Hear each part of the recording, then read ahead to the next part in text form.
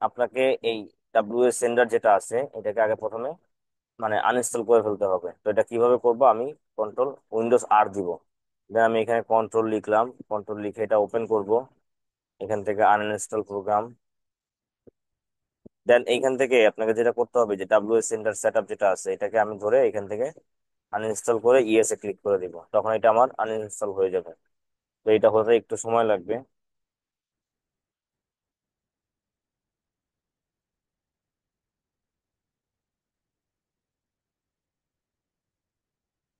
আচ্ছা, আমার এই কাজটা কমপ্লিট হওয়ার পর আমাকে যাইতে হবে দিস পিসিতে। পিসিতে গিয়ে এখান থেকে আমাকে এই যে লোকাল ডিস্ক সিতে যাইতে হবে।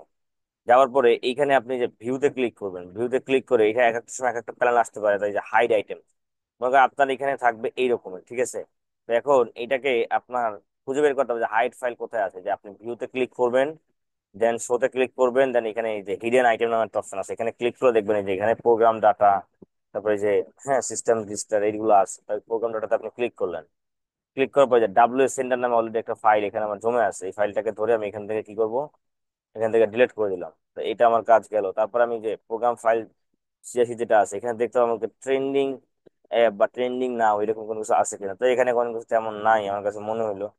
তো এর জন্য আর কি এটা আহ আপাতত এটাকে আমি এখন এখন আমাকে যেটা করতে হবে, আমাকে আমাকে আমাকে আমার ব্রাউজারটা ওপেন করতে হবে। আমার ব্রাউজারটা ওপেন করার পরে এখানে যেটা দেখতে হবে আমাকে, আমার ব্রাউজারের সেটিংসে যেতে হবে। সেটিংস থেকে গিয়ে আপনি যেটা করবেন, এই অ্যাবাউট ক্রোমে আসবেন। অ্যাবাউট ক্রোমে আসার পর এখানে আপনি ভার্সনটা চেক করে নেবেন। হ্যাঁ, যেখানে ভার্সনটা চেক হয়ে থাকে এর মধ্যে আমি এখানে লিখবো CHROME, ক্রোম, এই যে ক্রোম ড্রাইভার আপডেট, ঠিক আছে? এটা লিখবেন। লেখার পরে এখানে প্রথম যেটা আসবে এটাকে সিলেক্ট করে এখানে ক্লিক করবেন। দেন এখানে ওয়ার্নিং দিবে, সমস্যা নাই, আপনি জাস্ট দা ক্রোম টেস্টিং অ্যাবিলিটি ড্যাশবোর্ড এখানে ক্লিক করবেন। এখন আসেন আমার জন্য স্টেবল কোনটা, এখানে ভার্সনটা দেখাবে। অলরেডি আমার জন্য এখানে দেখাচ্ছে যে স্টেবল ভার্সন হচ্ছে 129.0.6668.70। তার মানে আমার এইটা হচ্ছে আমার জন্য স্টেবল। তাহলে এইখান থেকে এখন আমাকে দেখতে হবে আমার এটা কত বিট, দেখেন 64 বিট। আমার এটাই যে দেখেন 129.0066870, তার মানে অফিসিয়াল বিট। তার মানে আমাকে 64 বিট নামাইতে হবে। তাহলে আমাকে নামাইতে হবে যে হচ্ছে ক্রোম ড্রাইভার, এই যে 64 বিটের এইটা। এখন এটাকে আপনি পুরো লেখাটা কপি করেন, কপি করে এনে আপনি এখানে পেস্ট করেন। পেস্ট করার পর দেখেন এখানে এই যে এই ফাইলটা এখন আপনার ডাউনলোড হবে। সেই ফাইলটা ডাউনলোড হোক।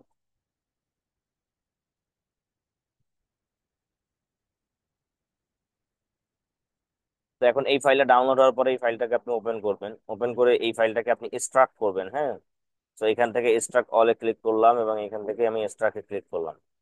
এক্সট্রাক্টে ক্লিক করার পরে আমার এই ফাইলটা আসলো। এখন আমি এই ফাইলটাকে ওপেন করলাম। ওপেন করার পরে এখানে একটা ক্রোম ড্রাইভার নামে একটা অপশন আছে, ক্রোম ড্রাইভার EXE। তো এইটাকে আপনাকে কপি করতে হবে। এটাকে আমি কপি করলাম। কপি করার পর আমি সফটওয়্যারটা ওপেন করতেছি। তো আমি পোর্টেবলে ক্লিক করব। আমরা প্রথমে পোর্টেবলটা নিব। দেন এখানে দেখবেন অলরেডি একটা আপনার এই যে ক্রোম ড্রাইভার একটা অলরেডি এখানে আপনার আছে কেমন। তো এটাকে আপনি যেটা করবেন, এই যে ক্রোম ড্রাইভার এটা যেটা আছে এটাকে আপনি প্রথমে ডিলিট করে দিবেন। তো আমি এটাকে ডিলিট করে দিলাম। এখন আমি যেটা কপি করে নিয়ে আসছি সেটাকে আমি এখানে পেস্ট করব, যেটাকে আমি কপি করে নিয়ে আসছিলাম। তো এখানে replace with the file destination দিয়ে আমি এখানে এটা কি করলাম, রিপ্লেস করে দিলাম। তো আমার এই ক্রোম ড্রাইভারটা এখানে রিপ্লেস হইলো। এখন আসলে এই যে এই ডাব্লিউএস সেন্টার দেখেন যে EXE নামে একটা ফাইল আছে, এটাকে আমি এখানে ক্লিক করব। ক্লিক করার পর দেখেন আমার এখানে এটা ওপেন হবে, সময় নিচ্ছে। ডিস্ট্রিবিউশন কোড আর হিয়ার এখানে জায়গায় আমি এটা দিয়ে দিলাম। দিয়ে জাস্ট হচ্ছে আমি অ্যাক্টিভ নাও দিলাম। তো এখন আপনারা দেখতে পাচ্ছেন যে আমার এটা অলরেডি মানে হচ্ছে আপনার অ্যাক্টিভ হয়েছে। অ্যাক্টিভ হওয়ার পরে এখন আপনাকে যেটা করতে হবে, সেটিংসে আসতে হবে। সেটিংস থেকে এসে এখানে বিল্ট ইন ব্রাউজার আছে, এটাকে আপনি ক্রোমে করবেন। ক্রোমে দিয়ে এখান থেকে সেভ দিবেন। জাস্ট কাজ এতটুকু। এখন আসেন যে আপনি এখানে আপনার কাজ করতে হবে কি, আপনাকে হোয়াটসঅ্যাপটা কানেক্ট করতে হবে। উইদাউট কানেক্ট হোয়াটসঅ্যাপ আপনাকে এটা কাজে দিবে না। আর এখানে যেটা অলওয়েজ ব্যবহার করে আপনার এখানে আপনারা অলওয়েজ এটা ব্যবহার করার চেষ্টা করবেন যে সেটা হচ্ছে যে আপনার অলওয়েজ আপনারা আপনাদের হোয়াটসঅ্যাপে যে বিজনেস ম্যানেজার যেটা আছে ওইটাকে আপনার ব্যবহার করার চেষ্টা করবেন। তো আমি এখন এইটাকে হোয়াটসঅ্যাপটাকে আমি কানেক্ট করাবো। তো এখন কানেক্ট করানোর জন্য ফার্স্ট অফ অল হচ্ছে আমি আগে টেস্টিং পারপাসে একটা নাম্বার দিচ্ছি এখানে। অবশ্যই আপনারা কান্ট্রি কোডটা দিয়ে নেবেন, কারণ কান্ট্রি কোড না দিলে হবে না। সো আমি কান্ট্রি কোডটা দিলাম। দিয়ে আমি জাস্ট এখানে একটা নাম লিখে দিচ্ছি। দেন আমি এখানে কিছু টেক্সট অ্যাড করে দিব, সাপোজ আমি একটা টেক্সট অ্যাড করে দেই,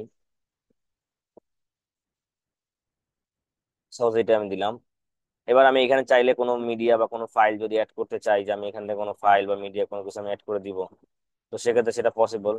জাস্ট হচ্ছে আমি একটা ছবি পাঠাই দিলাম, দিয়ে এখান থেকে আমি এখন এখানে স্টার্ট ক্যাম্পেইন নামে একটা অপশন আছে, এই স্টার্ট ক্যাম্পেইন আপনি ক্লিক করবেন। স্টার্ট ক্যাম্পেইন ক্লিক করার পর ক্যাম্পেইন একটা নাম দিবেন, তো আমি ডেমো দিলাম। ডেমো দিয়ে আমি জাস্ট এখানে স্টার্ট নাও দিলাম। এখন দেখেন এখানে আমার এই যে ক্লিক টু ইনিশিয়েট, মানে আপনার হোয়াটসঅ্যাপটাকে কানেক্ট করতে হবে। তো ক্লিক টু ইনিশিয়েটে যখন আমি ক্লিক করবো, তখন দেখেন অটোমেটিক একটা ব্রাউজার ওপেন হয়ে আমার এখানে হোয়াটসঅ্যাপটা আসবে, মানে স্ক্যান করার জন্য বলবে আমাকে। তো আমি এই যে কিউআর কোড যেটা আছে এখানে, এটা আপনি আপনার বিজনেস ম্যানেজার থেকে এটাকে স্ক্যান করে নেবেন। তো আমি এটাকে স্ক্যান করলাম। এখন দেখেন আমার এটা এখান থেকে ওপেন হবে।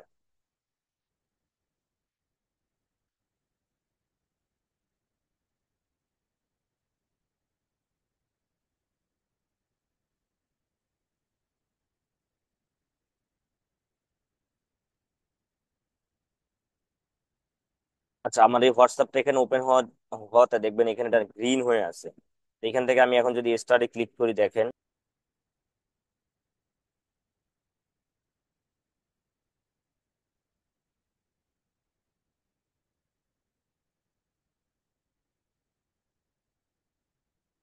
আচ্ছা, এখানে একটু ডিলে হবে কারণ আমরা আমাদের টাইমটা দিয়ে রাখছি 10 সেকেন্ড, কেমন?